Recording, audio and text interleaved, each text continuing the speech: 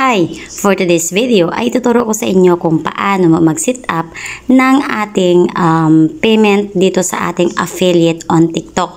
So, una natin gagawin guys ay papasok tayo sa ating TikTok apps and then pagkatapos tap nyo po yung inyong profile. Pagkatap nyo ng profile, tap nyo yung tatlong go hit sa my right side sa taas. And then, pagkatapos, baba lang kayo dito sa bandang gitna. And tap nyo yung TikTok Shop for Creator. Ayun, pagkatap nyo ng inyong TikTok Shop for Creator, sa may bandang baba ulit, TikTok Shop Toolkit, tap nyo naman yung earnings. Pagkatap nyo ng earnings, makikita nyo dyan sa taas yung ating amount na pwede nang available to withdraw na guys. Ayan, so ngayon po merong bagong update si TikTok guys, no?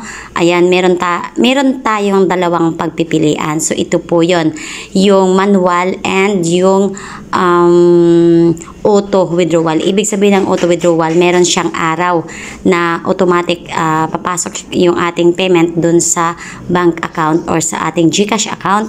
And yung manual naman guys, ay tayo lang po yung kukuha kung kailan natin gusto. So dahil manual po yung ating napili, ayan, una nating ilalagay is yung ating phone number. Itong phone number guys, take note, dapat merong GCash account or naka-registered sa ating GCash account itong ilalagay nating number dito dahil dito si TikTok magsisend ng sasahurin natin, ano. Okay, so ilalagay natin yung phone number and then pagkatapos tap mo yung next. So, antay lang po natin habang naglo-loading and merong code na isi-send si TikTok sa ating number na kung saan ano yung ginamit natin dito, no? Or ni-registered natin. So, kukunin lang po natin yung code number, 4 digit, and ilalagay lang po natin dito. Then, pagkatapos is tap next. Pagkatap ng next guys ay meron ditong reference of residence. So, saan tayo nakatara? Siyempre, kung Pilipinas ka, ilagay mo yung Philippines and yung residency status. Ibig sabihin kung foreign ka or citizen ka. So, siyempre, ilalagay natin yung citizen. And then, tap mo yung continue. So, sa part na to guys, select your preferred method. So, ito yung mga IDs na required ni TikTok guys, no? So, kung ano yung required ni TikTok dito guys, mamimili lang po kayo kung ano yung merong available sa inyo dito. So, for example, katulad ko guys is nag-apply ako ng voter's ID.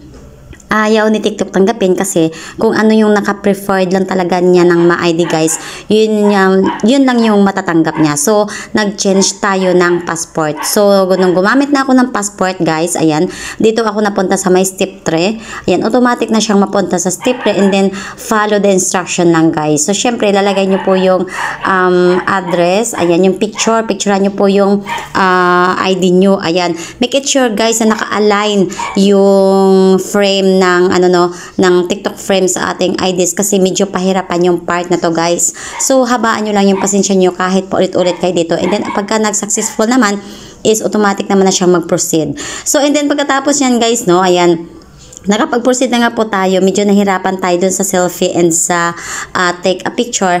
Then, after naman, automatic, lalabas na po yung ating dito, no, full details and of course yung ating payment method successful. So pagka-success na guys, back na lang po tayo and then pagkatapos ng back natin is pwede na nating withdrawin yung ating payment kay TikTok from our TikTok affiliate, sorry.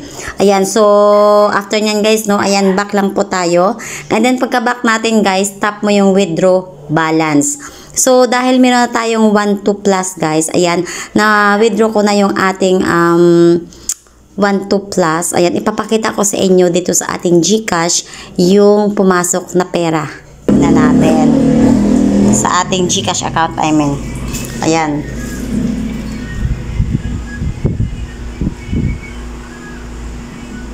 Ayan, so kung makikita nyo guys, andyan na po yung ating account. Titingnan natin yung ating transaction history.